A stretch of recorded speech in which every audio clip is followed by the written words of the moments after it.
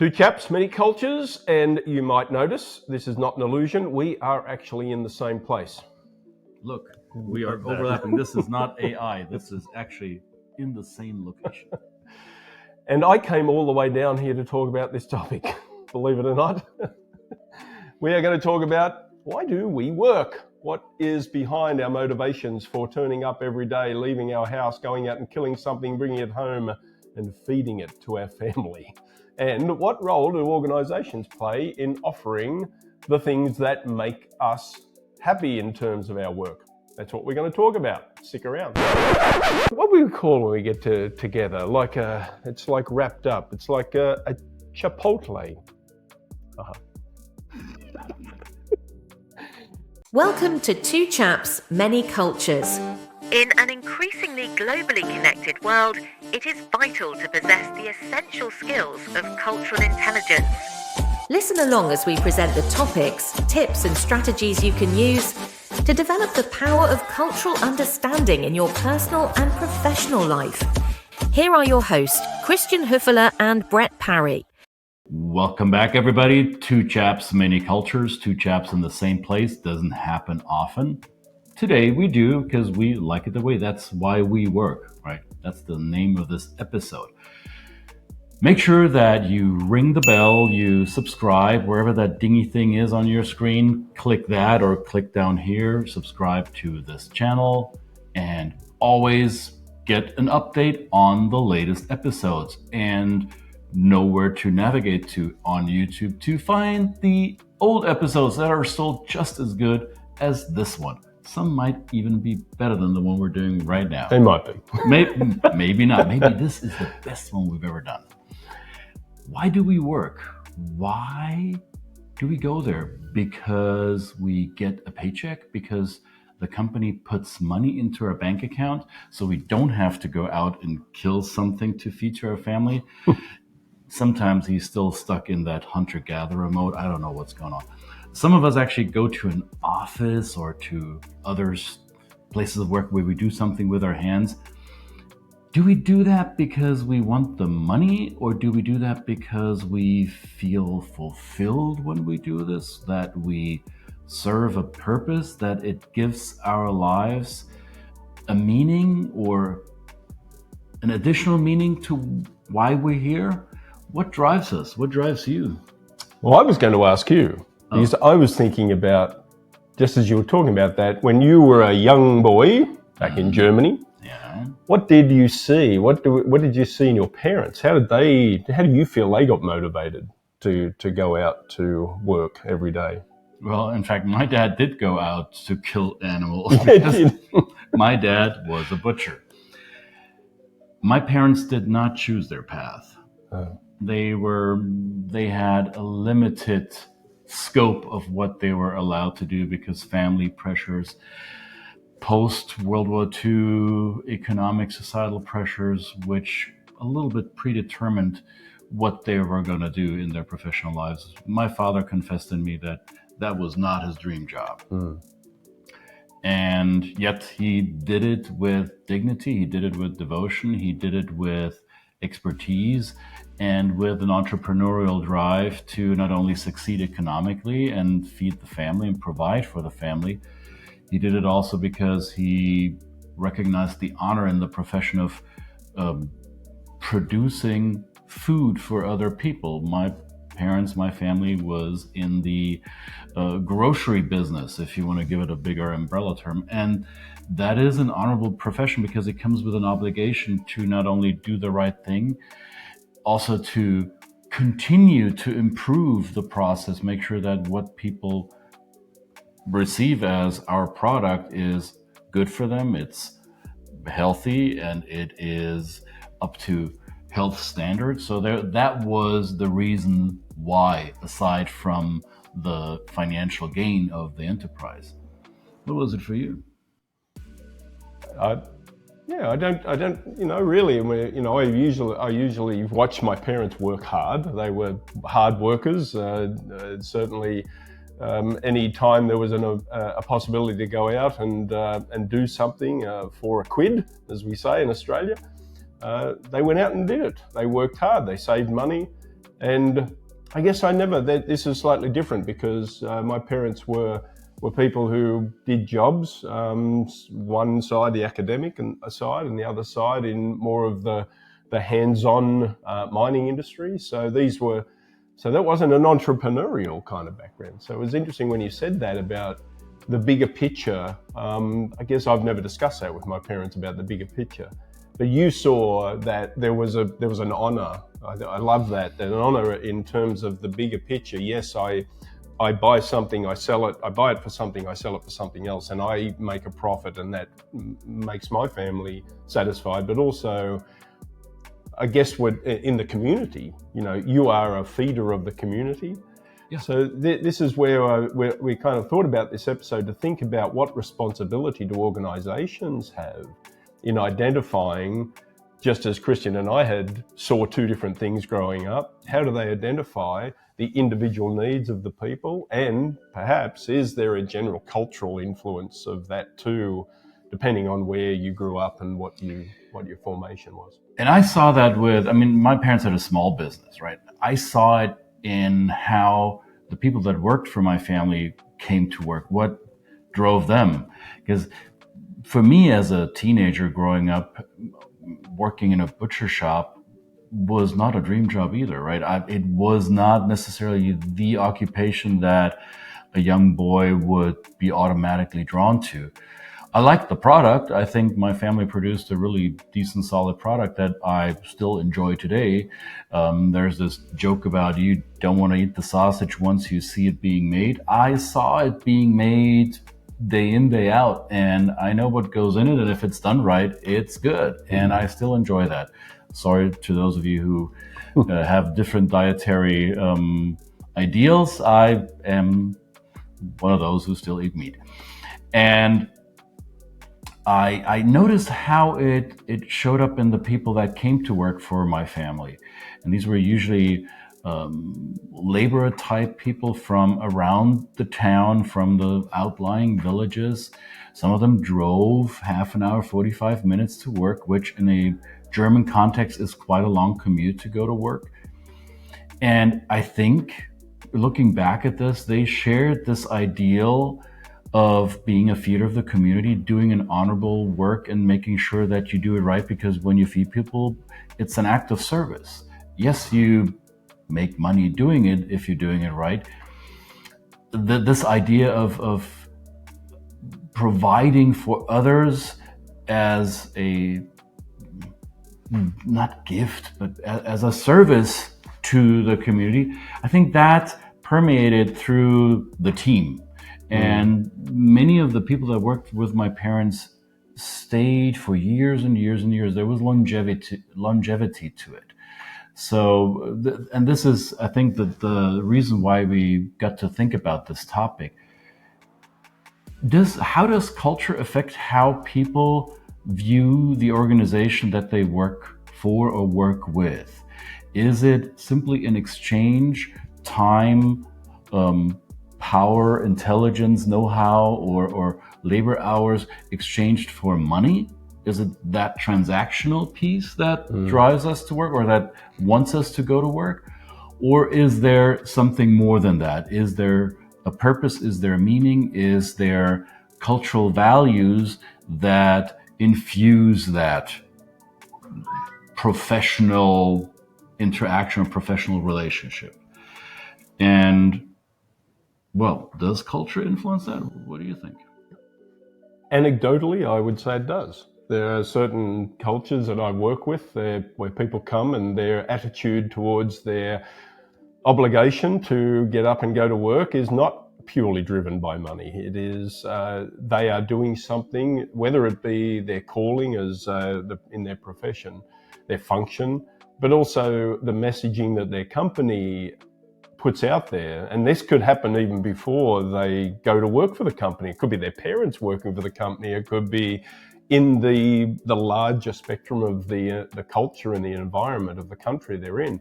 And they see a brand, they see what that brand represents, and especially I guess this would usually happen with older companies that have had generations of this messaging where they've seen this bigger picture. So then the people might show up with this innate desire to attach themselves to practice ascription to that ideal, not particularly to the company. And they may not be that worried about the financial benefits of the job, even though they still want to get paid for it in exchange for their knowledge. Both Brett and I have had the privilege of working with people from outside of our own culture. That's why we're here. So in my anecdotal evidence, having worked for German small business, my parents' enterprise, so to say, I've also worked for corporate Germany as an employee. So I know both of these sides, the employer side and the employee side. I also know what it's like to work in a US organization. So I've been an employee in the United States. And now I'm a business owner, entrepreneur in the United States as well. So I'm now an employer or somebody who contracts other people for work projects. So I've seen those four quadrants in the two countries. And yet we also get to work with people from other parts of the world that may have different, or very often do have different experiences. And I think there are two polar opposites that I would describe as trends that I've seen. Is you're either very much engaged as an employee with your company, and also in reverse, the company has a strong relationship to their team members, to their associates, or that relationship is rather transactional. It's really the exchange for time and money. And very often, if it's the more transactional side, I have seen that team members, that associates, don't necessarily stay an extraordinarily long amount with a single company. They chase a better opportunity, or they are being hired or attracted by other organizations who see them as valuable for their teams.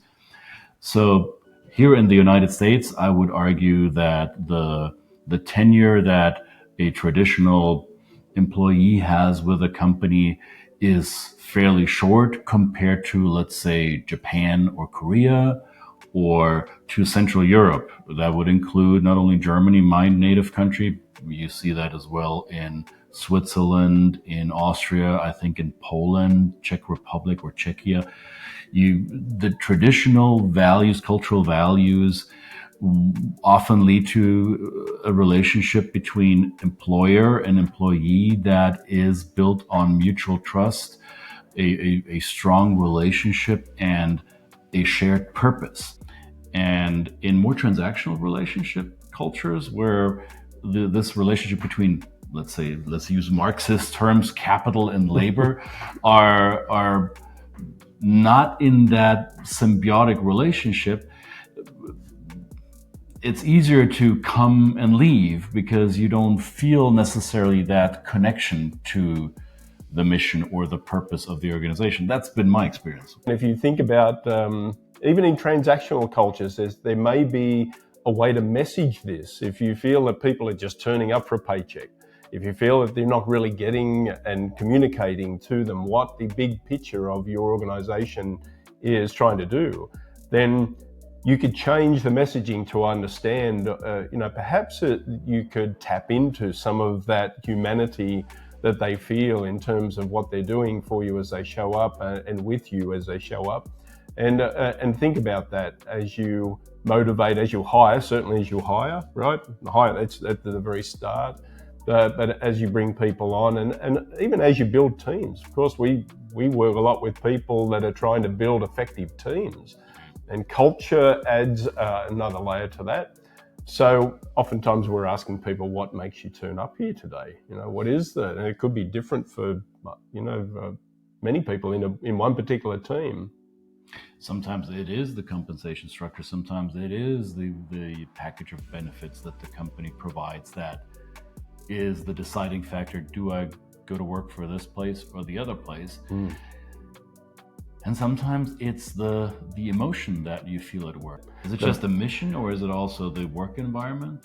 In many ways, sometimes there is a cultural thing in that, because the culture that they come from this is where the company was founded.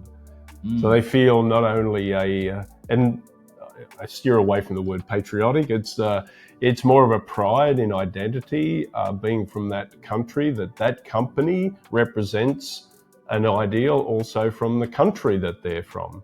Right. And then as a person who identifies as being brought up or attached to that country or by birth or marriage or whatever it is, then they feel that there's an added bonus to putting that, that badge on their on their shirt. And we said employer branding earlier, right? I deal a lot with companies that expand globally, and when they enter a new market, their brand as an employer is sometimes non-existent, right? Nobody knows them in this foreign market. This might be the first time they have an operation there. In their native country, they're well known as employer. People know about them. They know the mission, the vision. They may even know the culture of the organization.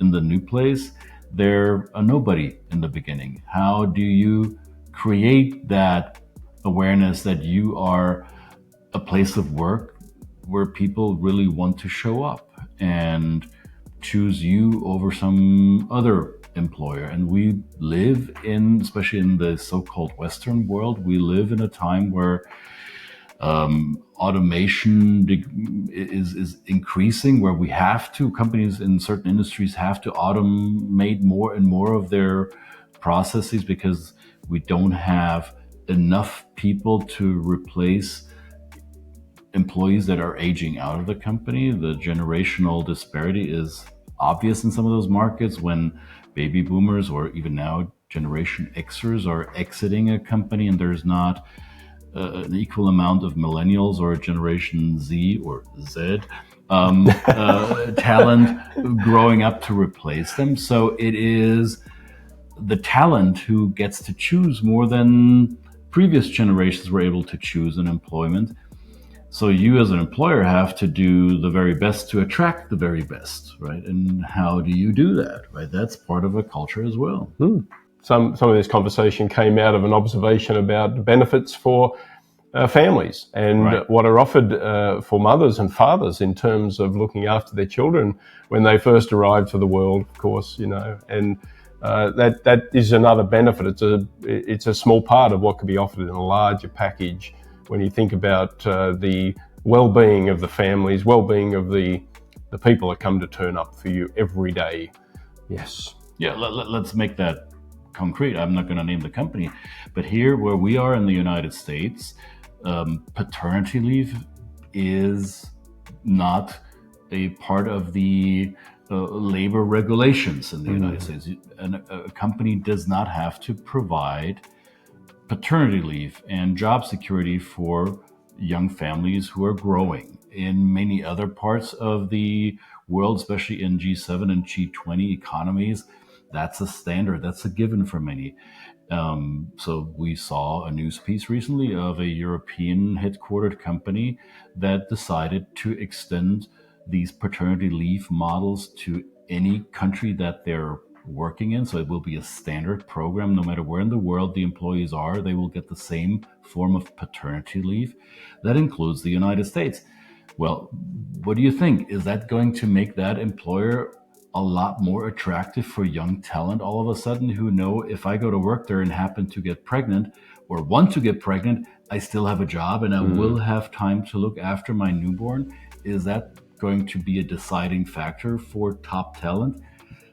I would venture a guess and say it is, right? Definitely. So think about that. If you're a business owner, a leader, or even somebody that gets to go and work for a company that you feel you just might want to consider, why do you get up every day? Why do you go there? What are the conversations that are taking place between you and the employer? And think about how that affects your attitude to what you do. And maybe think about the conversations you share with loved ones and friends about what you do. This is a great consideration and something to be well thought out. So another episode. And better thought out than we just did? Better thought out than what we just did. This is great. We could sit here all day, but I've got a plane to catch. I've got to go home. But I've enjoyed the hospitality, the coffee, Makes good coffee and good sausage, by the way, too. I do like sausage myself, and the grill and all of those kind of things that come along with a great visit when you get together with friends, especially great friends like Christian here, but also there is a good chance to commune with other people, and that's what we've done this past weekend. Maybe another episode we'll talk about what we did this weekend with a great group of people, but that was my motivation for coming here. It wasn't. Thanks for doing that. He didn't pay me anyway, so there had to be something. And my reason for being here was like, this is part of what I do, right? This is why we work. Yet another episode, Two Chaps, Many Cultures. These two noggins in the same frame. Can you believe it? It did happen. All right. Ring the bell, subscribe. Make sure you check us for the next episode coming up in due time. See you next time. Bye.